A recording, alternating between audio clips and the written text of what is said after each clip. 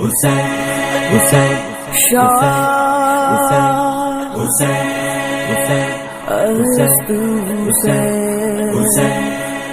حسن اور حضرت امام حسین رضی اللہ تعالیٰ عنہ نے ایک مرتبہ دونوں بھائیوں نے ایک ایک تحریر لکھی، ایک ایک پیج رائٹ کیا، اور لکھنے کے بعد کہنے لگے کہ میری تحریر اچھی ہے۔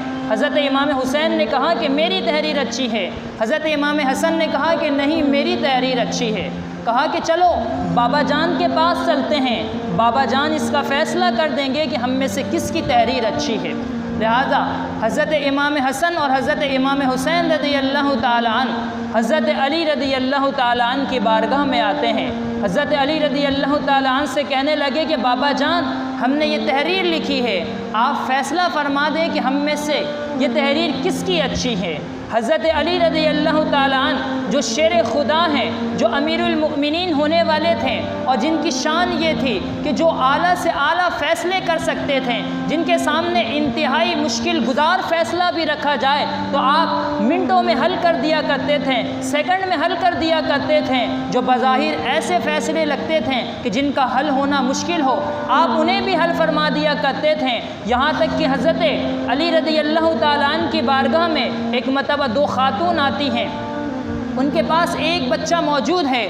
دونوں خاتون کا مطالبہ یہ تھا کہ یہ بچہ میرا ہے۔ ایک عورت کہتی یہ بچہ میرا ہے، دوسری عورت کہتی ہے نہیں یہ بچہ میرا ہے۔ کہا تم میں سے کسی کے پاس گواہ ہے؟ کہا کہ نہیں ہم میں سے کسی کے پاس بھی گواہ نہیں۔ بڑا عجیب معاملہ ہے، اس مسئلے کو کس طریقے سے حل کیا جائے کہ کوئی گواہی نہیں ہے، اور بات یہاں پر پیسوں کی نہیں ہے، یہاں پر بات جان کی ہے کہ وہ مطالبہ کرتی ہے کہ یہ بچہ میرا ہے، اور دوسری عورت مطالبہ کرتی ہے یہ بچہ میرا ہے۔ حضرت علی رضی اللہ تعالیٰ عنہ نے دونوں کو سمجھایا، لیکن ان کی لڑائی ختم نہ ہوئی۔ حضرت علی رضی اللہ تعالیٰ عنہ نے حکم اشار فرمایا کہ میرے پاس آرا کو لایا جائے۔ اب وہ خاتون پریشان ہو گئی جو اس کی حقیقی ماں تھی، جو ریئل میں اس کی ماں تھی، وہ پریشان ہو گئی اور عرض کرنے لگی کہ جناب والا آپ آرا سے کیا کرنے والے ہیں؟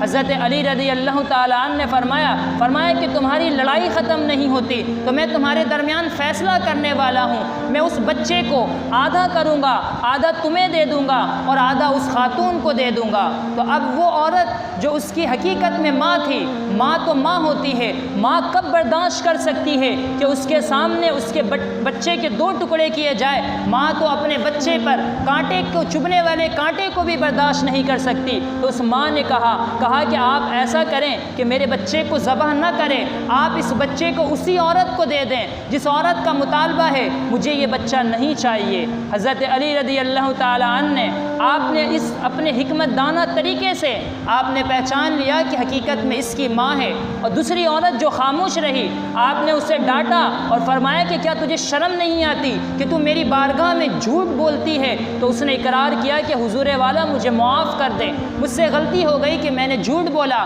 واقعے میں اس کی ماں یہ ہے۔ تو وہ حضرت علی رضی اللہ تعالیٰ عنہ جو اتنے مشکل مسئلے کو حل کر دیتے ہیں، آج حضرت علی کی بارگاہ میں حضرت امام حسن اور امام حسین موجود ہیں اور کہنے لگے کہ بابا جان آپ فیصلہ فرمائیں۔ حضرت علی سوچنے لگے کہ اگر میں یہ کہتا ہوں کہ حسین کی تحریر اچھی ہے تو حسن کا دل دکھتا ہے، اگر حسن سے کہتا ہوں تو حسین وہ رنجیدہ ہو جائیں گے۔ کہا کہ بیٹا ایسا کرو کہ آج تمہارا بابا فیصلہ نہیں کر سکتا، تم اپنی والدہ کے پاس چلے جاؤ، سیدہ فاطمہ تو زہرا تمہارا فیصلہ کرے گی۔ اب دونوں بچے حضرت فاطمہ کے پاس آتے ہیں۔ حضرت فاطمہ نے بھی سوچا کہ میں کس طریقے سے اس مسئلے کا فیصلہ کروں کہ کہیں ایسا نہ ہو کہ حسن ناراض ہو جائے، اگر میں ایک کے حق میں فیصلہ کرتی ہوں تو دوسرے ناراض ہو جائیں گے۔ کہا کہ بیٹا ایسا کرو کہ بابا تم ایسا کرو کہ میرے بابا جان کے پاس چلے جاؤ، اپنے نانا جان کے پاس چلے جاؤ اور ان سے کہنا کہ وہ آج اس مسئلے کو حل کر دیں۔ لہٰذا حضرت امام حسن اور حضرت امام حسین رضی اللہ تعالیٰ عنہ حضور کی بارگاہ میں حاضر ہوتے ہیں۔ کہنے لگے نانا جان آپ ہمارے درمیان فیصلہ فرمائیں کہ ہم میں سے تحریر کس کی اچھی ہے۔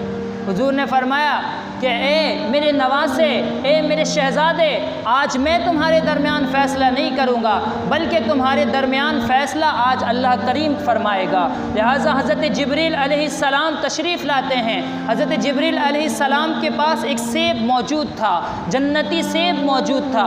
حضرت جبریل علیہ السلام نے حضور کی بارگاہ میں عرض کی کہ مولا، آج یا رسول اللہ کریم ان کے درمیان فیصلہ فرمائے گا، اور فیصلہ کچھ اس طریقے سے ہوگا کہ ان دونوں کی تحریر کو رکھا جائے۔ ان دونوں کی تحریر میں جس کی تحریر پر وہ سیب گرتا ہے، مطلب یہ کہ اس کی تحریر اچھی ہے۔ لہذا دونوں کی تحریر کو جمع کیا گیا، اور حضرت جبریل علیہ السلام جیسے ہی اوپر سے آسمان سے آپ سیب کو پھینکتے ہیں، سیب جیسے ہی نیچے کی طرف آنے لگتا ہے، تو اللہ کریم کب اس بات کو برداشت فرما سکتا تھا کہ میرے محبوب کے نواسوں میں سے کسی ایک نواسے کا دل دکھے۔ لہٰذا اللہ کریم کی طرف سے وہ سیب فضا ہی میں اس کے دو ٹکڑے ہو جاتے ہیں۔ ایک ٹکڑا حضرت امام حسن کی تحریر میں گرتا ہے، ایک ٹکڑا حضرت امام حسین کی تحریر میں گرتا ہے، اور رب کی طرف سے یہ فیصلہ ہو جاتا ہے کہ حضرت امام حسین کی بھی تحریر اچھی ہے، حضرت امام حسن رضی اللہ تعالیٰ عنہ کی بھی تحریر اچھی ہے۔